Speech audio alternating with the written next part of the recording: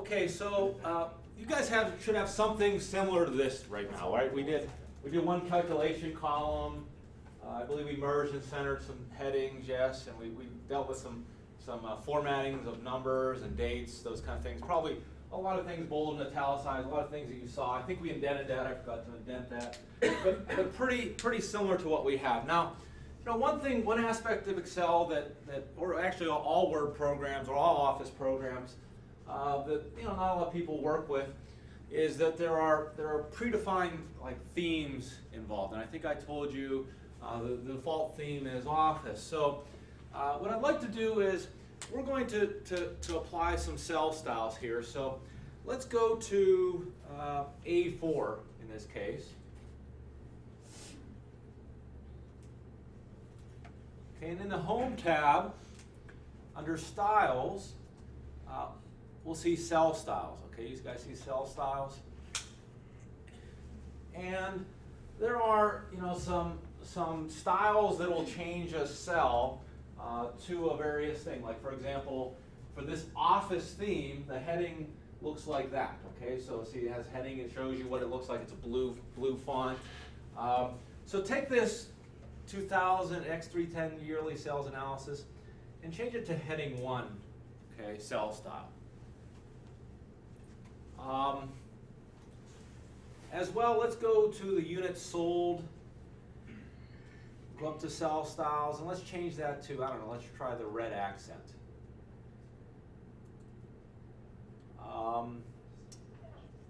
Let's take these titles, I forgot one, and then let's choose another. Let's do, it's terrible. We'll do heading 3 there.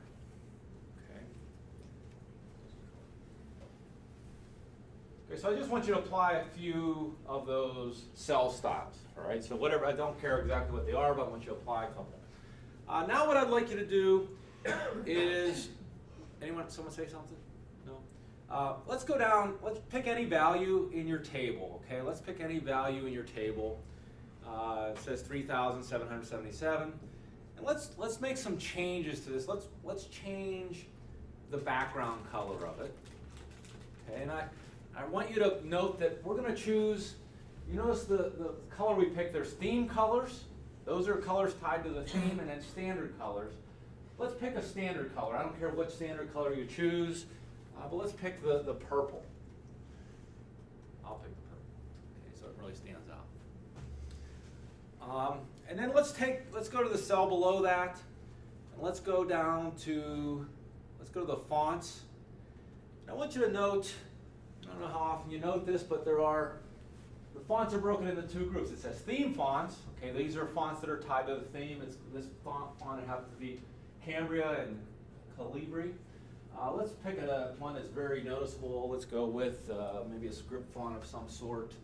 I don't know what that says, but let's go with that one. It's very noticeable.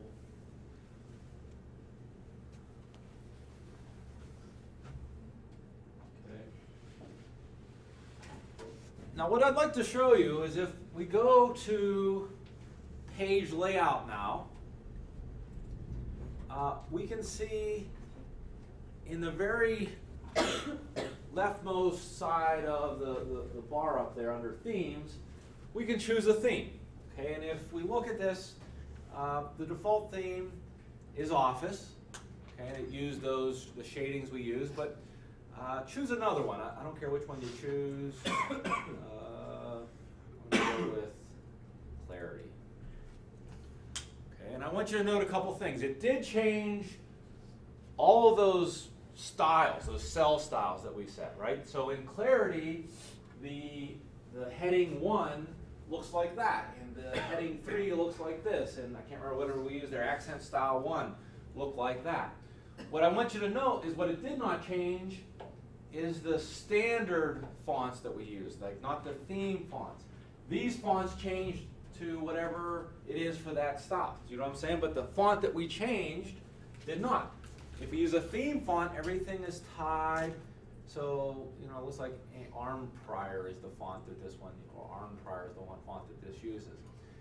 So there's a whole bunch of different themes. And sometimes, you know, if you want to give, and this applies to all the Microsoft Office products, you know, sometimes if you want to give your, you know, everyone kind of sticks with Office, I think, for the most part. But if you want to give your, you know, your work a consistent style, or sometimes organizations have, you know, they have a theme that they've created themselves, and they say, hey, any document that comes from this department should use this theme, use this style guide, if you will. Okay? So we're really not changing the data, but changing the look and the feel of the data. I'm not really following along with the book. I'm just going to try to make sure I cover everything that's part of this section. Let us look at a couple different views. Okay, let's look at some of the views that are available in Excel. Right now we're in what's called the normal view. This is the one that, you know, we work in 99% of the time. But there are two other views down here by the zoomer. Okay, there are the first one is, if we go to the middle one, okay, this is the page layout view.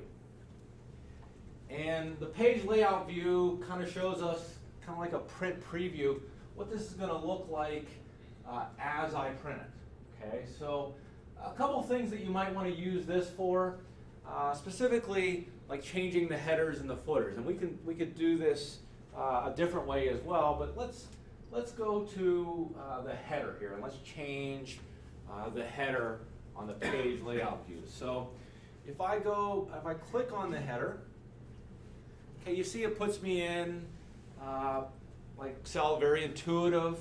It puts me in header and footer tools. Okay, that's what pops up.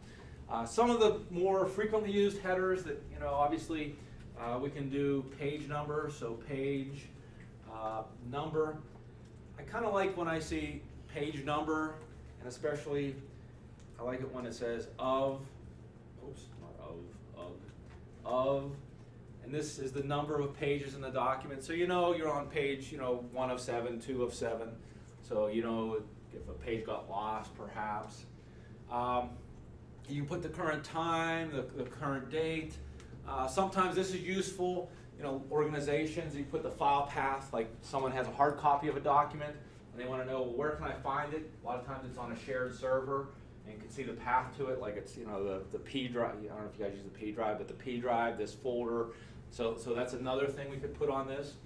You know, we could do different first page, different second page, all those good things. There's also a footer. We can go to the footer and we could design whatever it is, so you can put the page number, you know, up above or down below. So that's one of the common uses for the page layout view. Probably one of the most underutilized areas. If we go to the third button down here by the zoomer, this is the page break preview. Whoops, I got to get off the footer here. And then go to the page break preview. If we look at this, I'm going to zoom in a little bigger so you guys can see it. A couple things. Those blue lines are page breaks. And what do you think the dotted line means? What do you think the dotted line means? It's a page break, but it's an automatically calculated page break. It's one that Excel throws in there and says, hey, this fits. You know, I mean, this is where it ends. Okay. Now we can change that a couple different ways. What's one way you can do that? You can say, and it's probably a very nice function of Excel. Old spreadsheet packages didn't have this kind of ability. You had to, you know, kind of fudge around with things for a while. What's that? Okay, one thing we can do is we can scale it. Okay, we could scale it, or you know, we could get rid of it. Okay, and all I did was left click and drag it over. And what it in essence did there, you know, can't make the physical paper any bigger, but what does it do? Yeah, it scales it, right? It reduces it, right? It does the aspect ratio and reduces it. Now, if I want to insert, page break, and I know this isn't wouldn't be what I really want to do here, but I'm going to cell B15. I'm going to go to page layout, and I'm going to say under breaks, insert page break. Okay, and it by default, when I'm in this view, it takes that and says I'm going to define the now, I have page 1, page 2, page 3, page 4, and that is probably definitely not what I like. Okay, I don't think that would be very beneficial or easy to read. If I want to get rid of a page break, and in this part, it probably makes sense to get rid of that vertical page break. All we have to do is click on it, and drag it over to the print area, get rid of it to the edge of the print area, and it's gone. Okay. Questions you guys might have on this? Now this area around is defined as the print area, like the area that if I print this is what will print. If, sometimes I have huge spreadsheets and I have charts going on over here, and I have just data that's used to feed into this main chart, but I like it on one sheet to bring everything together. But for certain purposes, I really only want to see this first chart perhaps. Let's say we don't even want to see the titles for whatever reason. We can highlight that, and then we can go up here to print area, and we can say set print area. Okay, now if we were to print this, it would only print that non-grayed area. Okay, it would only print that non-grayed area. Everything else would be, it's still part of the spreadsheet, but it wouldn't be printed. Probably not something I want to do in this case, so I'm going to clear it. Okay. I could also drag these outside boxes. Okay, and this is in essence doing the same thing. This is defining the print area. Okay, the non-grayed area would be the area that would be printed. Okay. That's kind of what those are used for. As I said, let's just print area, clear print area.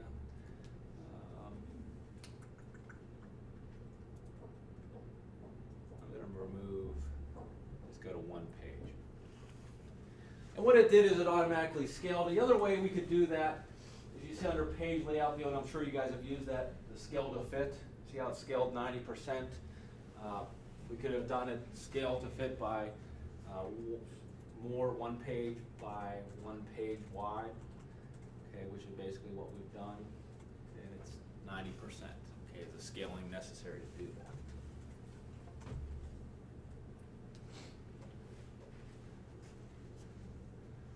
that. Let's go back to normal view.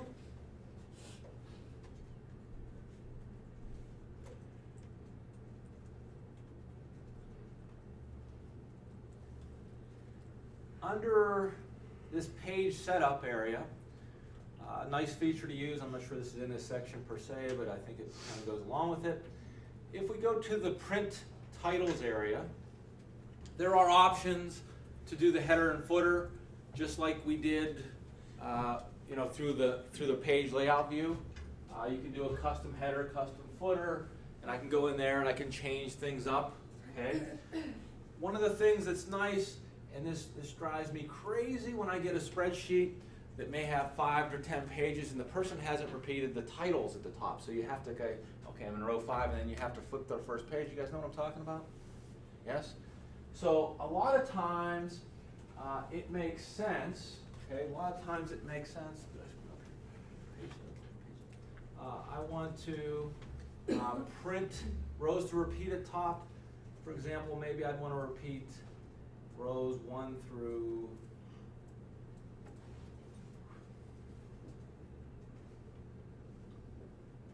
it's because of the merge cell. It's going to make me include that whole damn thing. Anyways, let's say I'm 1 through 5, okay, and that will always be printed at the top of every page. Usually you do that with the the header row, so that it's always there. You can also do columns to repeat at left. So maybe column A or whatever it might be at the left. Okay. Let's see.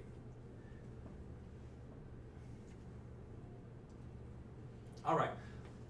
We've done a little bit of this in stats, but one of the nice things we can do in Excel is we can classify areas of the worksheet as an object. Okay, right now, everything in here is just like a cell. It's not really working together. Everything is kind of distinct. This is just known as B14. This one's just known as C14. What we can do is we can take a section or the entire worksheet, and we can say, let's put a title here. Let's say percentage increase. You guys might already have a title.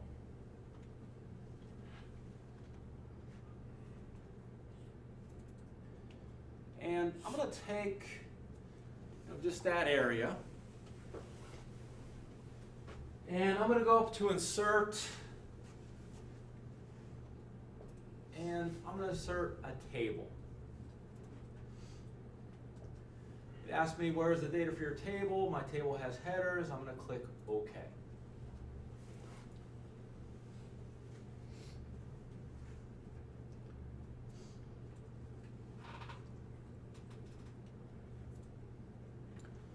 Now, just like many of the other things, I'm on a table now, so there is a default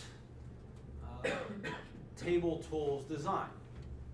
And I know I have that one area formatted differently, so it's a little ugly at this point. But there are many table styles we can employ. Okay, this one happened to choose basically probably the name of the theme I'm in. But there's different types we can easily format this. If we want to get rid of the filter button, those are because sometimes when you print those, they don't really add anything, especially when it's printed. Two-dimensional, you can't really filter anything that's on paper like that. We can go over to data, and under sort and filter, click on filter, okay, and those are removed. So now it looks more just like a title. I always like banded rows in a table, but perhaps doesn't fit your style. We can get rid of those. Okay, you can band columns as well.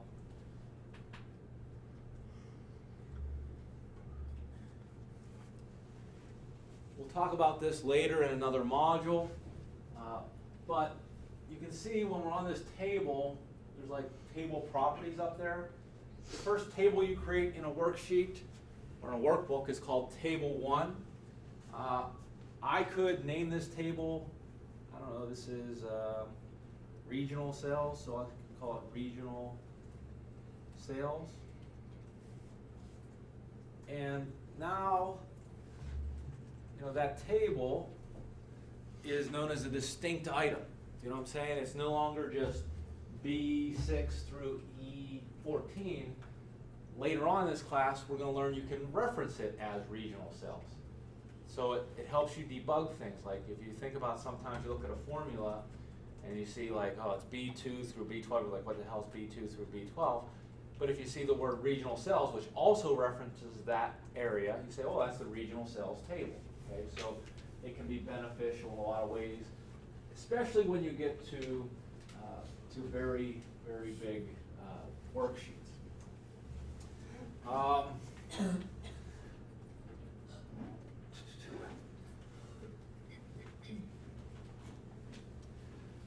right, let's look at conditional formatting. And this is a neat, let's go down to the revenue.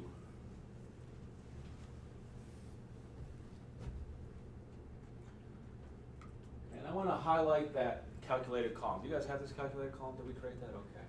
I want to highlight that calculated column.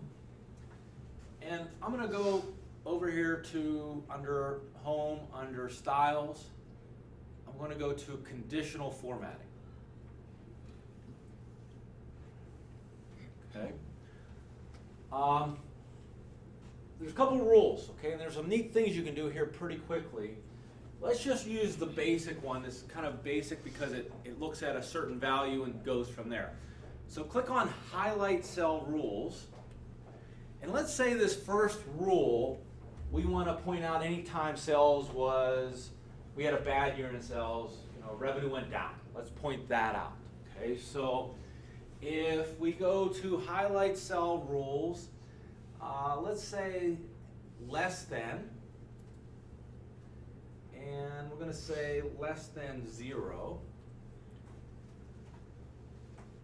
And on the right-hand side, we're going to say, well, I think red typically indicates bad. So let's leave it at that. Light red fill with dark red text, and click OK. Okay, so now it conditionally formatted that value. Now, if we apply that to all of these cells. So if, for example, we realize later that sales in 2012 for Region 1 wasn't quite 115,000, but it was simply 100,000, and that recalculates it to -4%, you see it automatically, formats it appropriately. It says, okay, make that red, and it kind of stands out. This is neat. That's just kind of cool stuff, and what people tend to do with cool stuff is overuse it. But you think about it, if you have a conditional format for everything, then you have just a bunch of colors and it doesn't stand out. So a lot of times, things like this are used. Problems, exceptional values. Let's say we also want to highlight any years where, let's just leave it alone for that. Let's go up to conditional formatting, and let's clear the rules in this section. Okay, let's just clear the rules at this point, because we'll show you some others.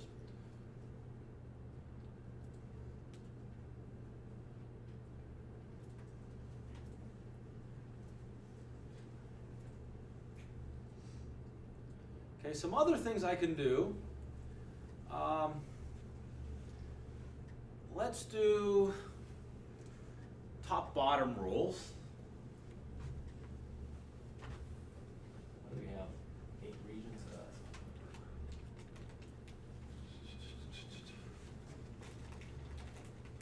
Well, let's do top-bottom rules.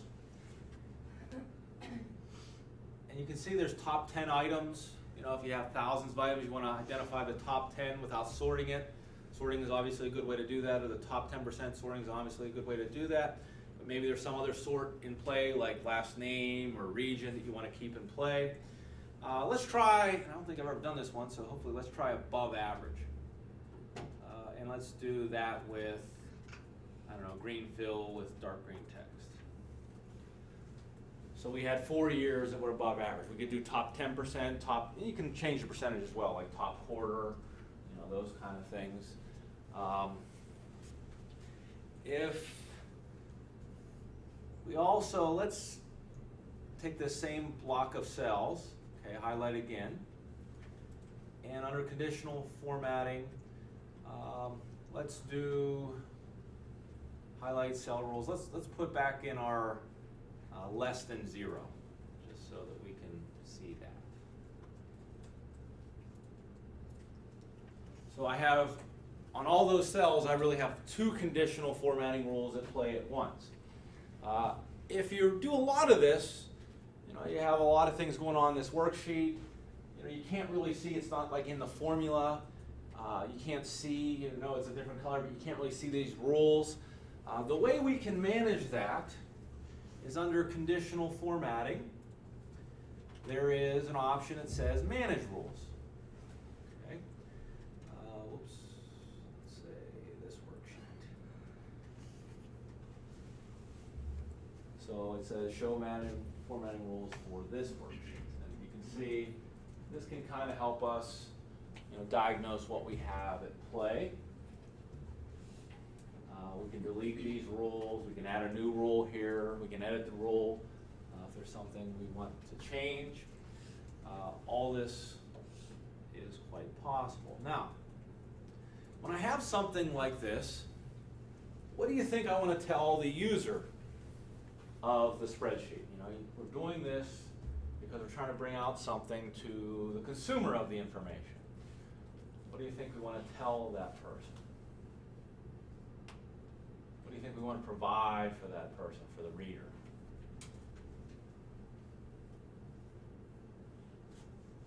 What it means. What the hell does red mean? What's green mean? Is that good? Is that bad? Does it mean top 10%? Does it mean bottom 20%? So a lot of times we need to provide, a legend. Let's say and it's kind of obviously, I guess the ones that are negative are red, above average. Let's just type in the text above average.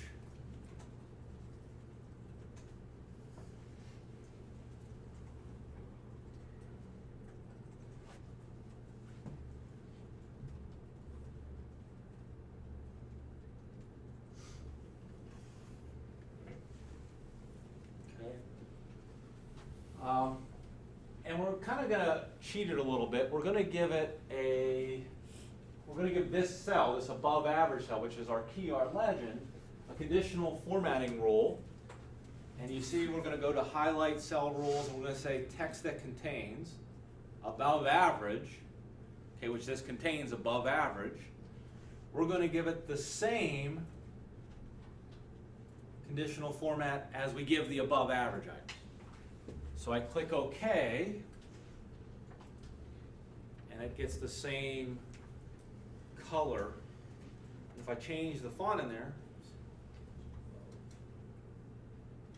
okay, it goes away because it no longer contains above average. I guess I add the S and it's still there because it does contain above average. It's in there somewhere.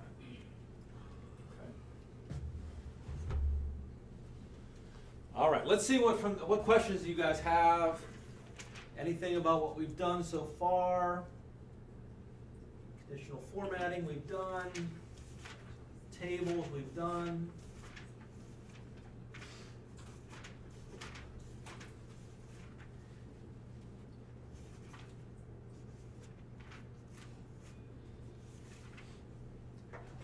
One thing I don't know if this is something you don't know, but we can also hide things. You guys know we can hide columns of data. Let's say we want to hide column E. I can right click on column E and hide it. Okay. We can tell there's something hidden there because the alphabet doesn't go from D to F. We can highlight that area, D to F. Go to unhide.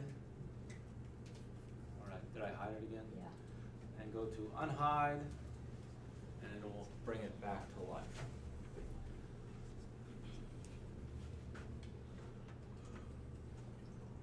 Okay, any questions on Module 2? Because what I'd like to do with the rest of the time is work on one of the in-class case. We'll do it together, you guys. Okay? So the in-class case we're going to do, which does some of these things, is on page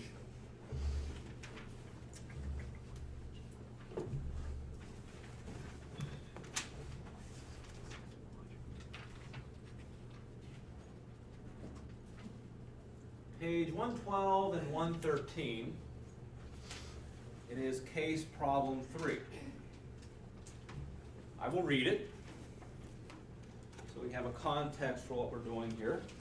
Tara Young is a researcher at Arcadia Wind Farm, a government research center near Kansas, involved in exploring how to create economical and efficient wind farms. One of Tara's jobs is to record wind speeds from different sectors of the wind farm. Tara has entered the wind speed data into a worksheet as a table with wind speed measures laid out in a grid. Because the numbers are difficult to read and interpret, you will color the wind speed values using a conditional format. Complete the following. Okay.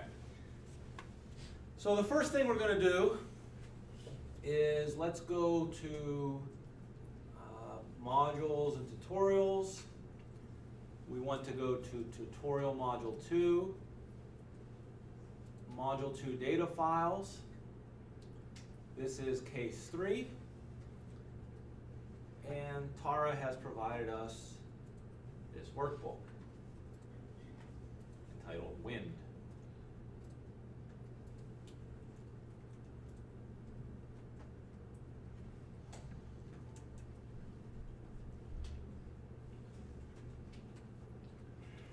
Okay, let's save it as somewhere where you like to save things. Wind and then your name. And all these data sheets that we get, these workbooks that we get, come with a documentation tab. Dan? What's it under? It's under tutorial 2, or module 2, data files, folders under there. And then under there should be a case 3. And then you'll see wind. Is everyone else there?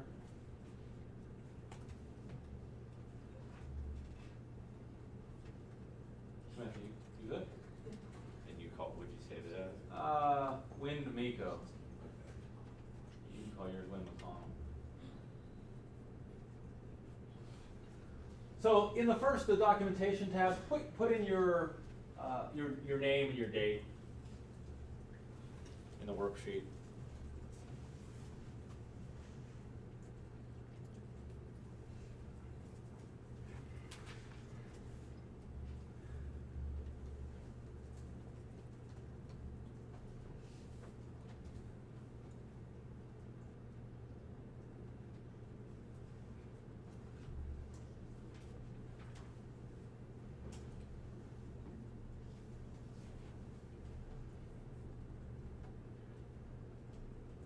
Okay, the first thing we want to do, this is raw data, right? First thing we want to do is we take that A1 and we want to merge it across to V1. Okay, so see that it says sector wind speed grid. So do that. Okay, merge it and center A1 through V1, and then I want you to apply the heading 1 style to it. That would be under cell styles.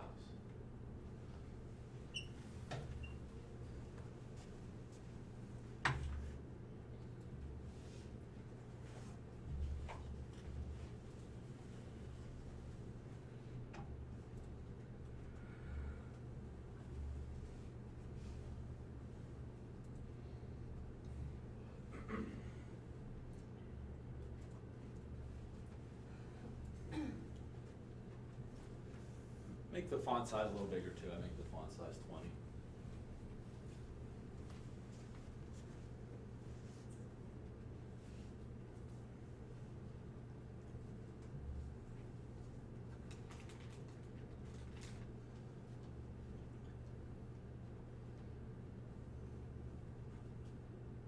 Okay. Let's take the range B3 through V3. And what we want to do with that is change the font style to white text on a black background. And we want to copy that formatting from A4 to A64 as well. So we want white text, black background.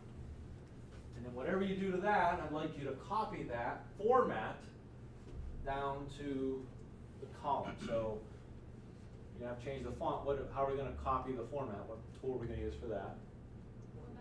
Yes, we'll use the format painter.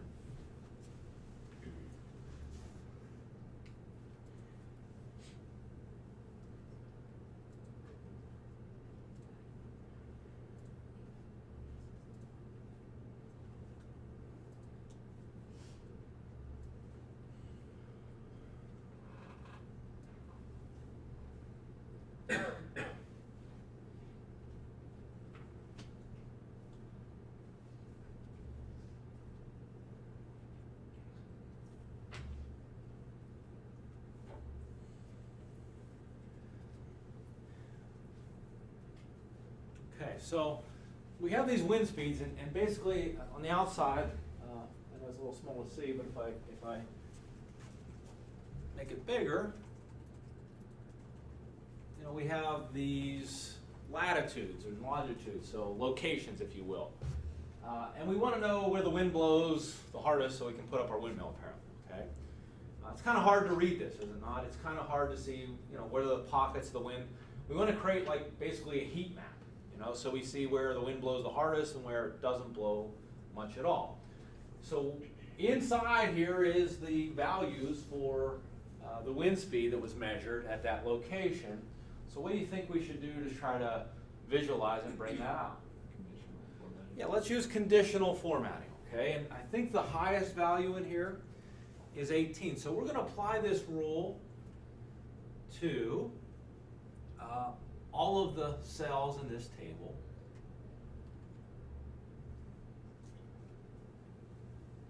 And we're going to go to conditional formatting.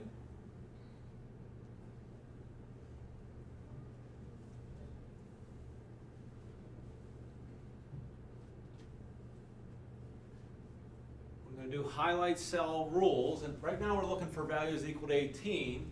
So let's go down to equal to 18. Now, we're going to use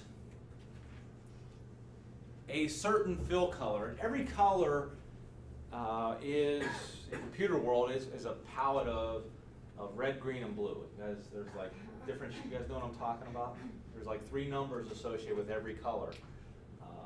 I think if the red, green, and blue are all off, it's like a white. If they're all as high as they go, it's a black. You know what I mean? Saying like what percentages, like you go to Lowe's and buy paint, and you're like, why all the paint is white, and then they just put like a little drop and mix. That's kind of how, you know, computer colors work as well. So the book wants us to choose specific colors. So if we go down to, you know, format cells that are equal to, let's change this to 18. Okay, and you see right now the ones that are equal to 18 have a little look and a feel to them, but they want us specifically to use a custom format. So go to that drop down where it says light red fill with dark red text and go to custom format. Okay, and it'll bring up a dialog that should be very familiar to you. You've seen this before. So these are all the things we can change, you know, with a conditional format. Not just the little, you know, light red. We can change all these aspects. We can change the border, change the font, we can change the way the number looks. Okay, all these things are conditionally able to be formatted, not just the ones we looked at. What we want to really do is go over to fill here, okay, because we want to fill it a little bit differently. And go under, there's all these colors, but I guess we are not happy with them. So we're going to go to more colors.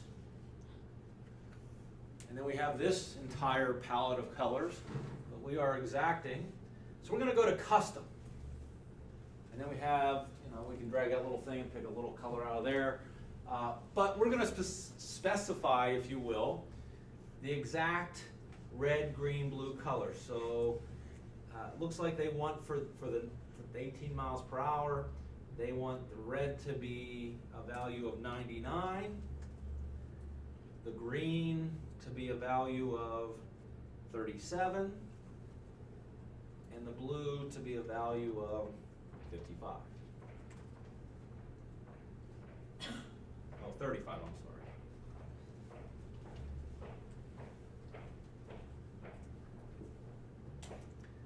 And I'm going to click OK. Click OK. Click OK.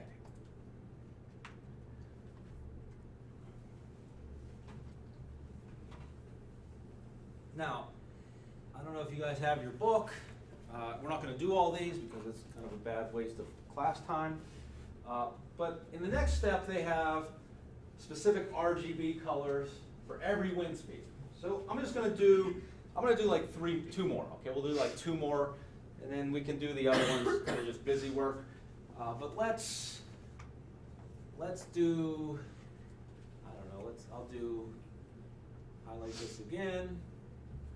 Go to conditional formatting, highlight cell rules equal to, let's do equal to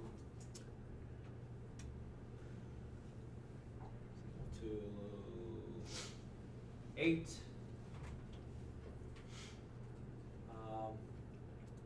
And I'm going to do the custom format, go over to fill, more colors, custom. For 8, they want 242, 242, 242, 242.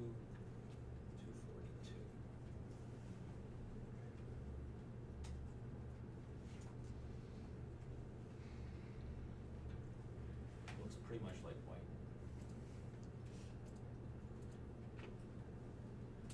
It's a little different.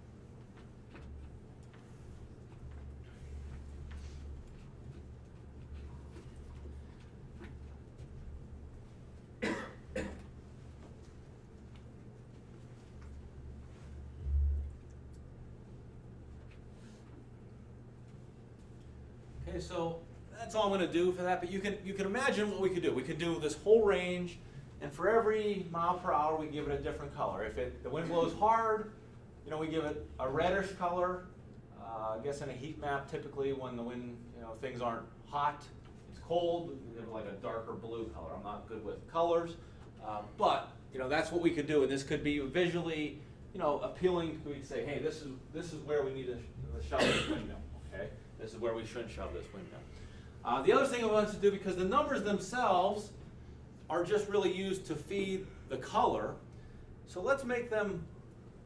We could do a couple things. Let's make them font size 1 is what the book asked us to do. So take that whole range and go to font size 1. Now it doesn't allow me to go 8 is the last one I can choose, but I can also do what? I can type in the box, change it to font size 1, hit enter, and it's there, but it's very, very, very small. Okay.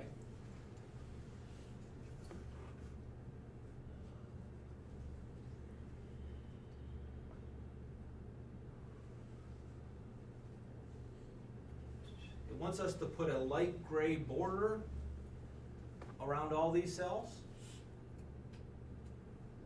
So let's go to B4 the whole way down to B64.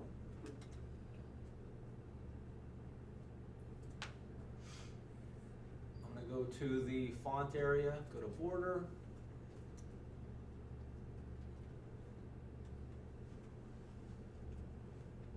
I want outside, and whoops, I'm going to change this to none.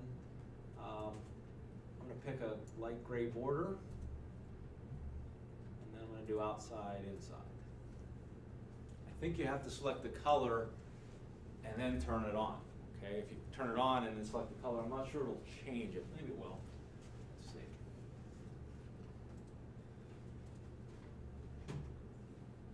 Doesn't look like it did.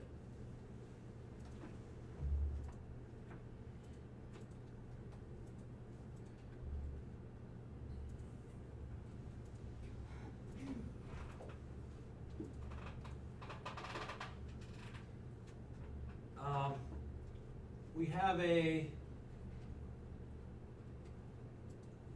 oops,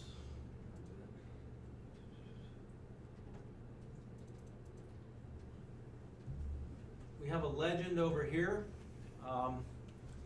We probably, in hindsight, what I should have done is when I applied that conditional formatting, I should have selected both that table and I should have selected, even though it's not adjacent, I should have used my control key and selected this table as well as I applied the conditional formatting. Because 18, I want to have the same format as the cells that say 18, right? So that the person could say. I didn't do that, so, you know, shame on me. But let's just take 18, what is it like? I'm not going to go through the whole RGB thing. Go to conditional formatting. Equal to, go to custom format, fill, and I'm just going to give it a reddish color. But it should match exactly if we were doing this. We're being paid to do this.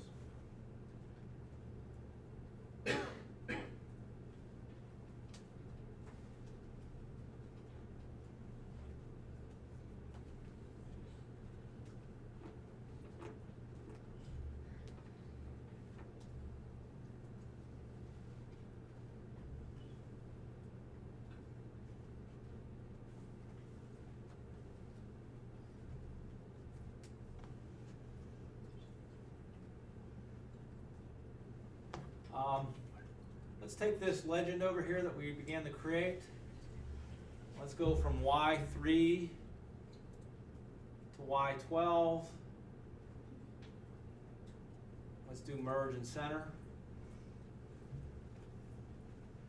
As I do that, what do you think else I should do with that text in there? Let's rotate it.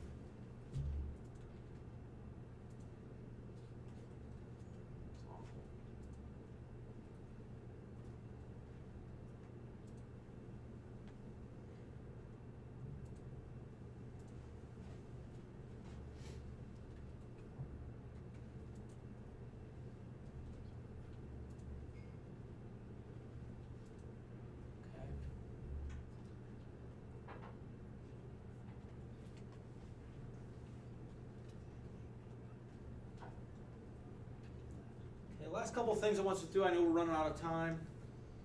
It would like us to add a header to this. So how can we do that? Give me one way to do that. Give me one way to do that. Go ahead, Robbie. Use the center view on the bottom. Okay, I can go to the page layout view. I can go to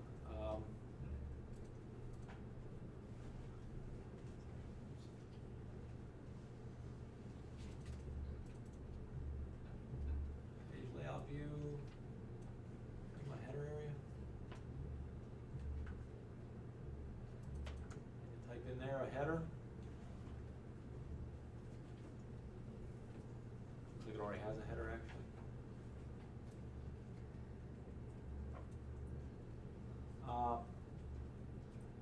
I could have also stayed in normal view and went to page layout. I went to print titles under header footer. I can go to custom header, and here's where I could change. Looks like for some reason Tara Young left her name in there. We could change Tara Young to your name. It has the file location there. I want to get rid of that. All the ways to do that. We want to make sure this fits on one page. So what would we do to make sure this fits on one page? A couple ways to do it. Give me one way to do it. Use that button, I think it's called in the corner, bottom right. Page break. Okay. And it actually looks like we were okay. Okay, it looks like it was already scaled to fit one page.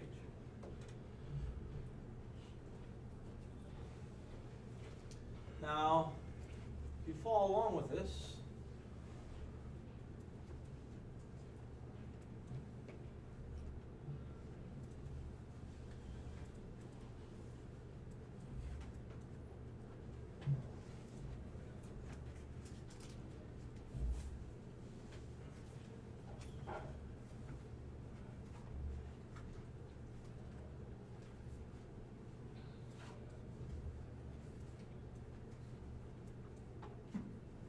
we go to the solution.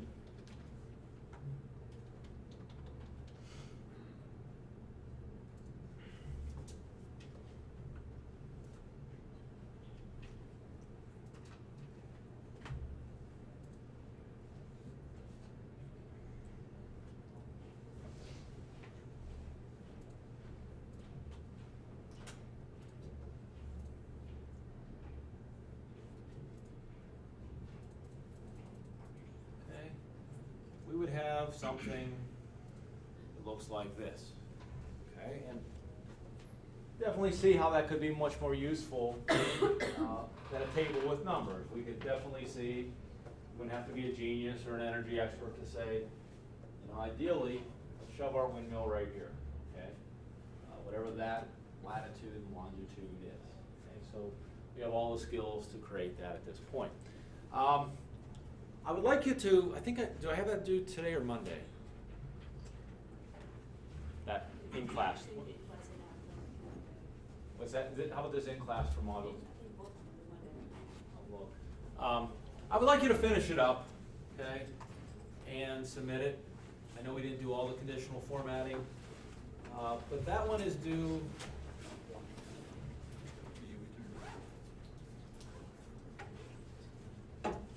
That's in-class case, module 2, case 3. Oh, it's not available. Yeah. When do you want me to make it due? You should be close to done with it, actually.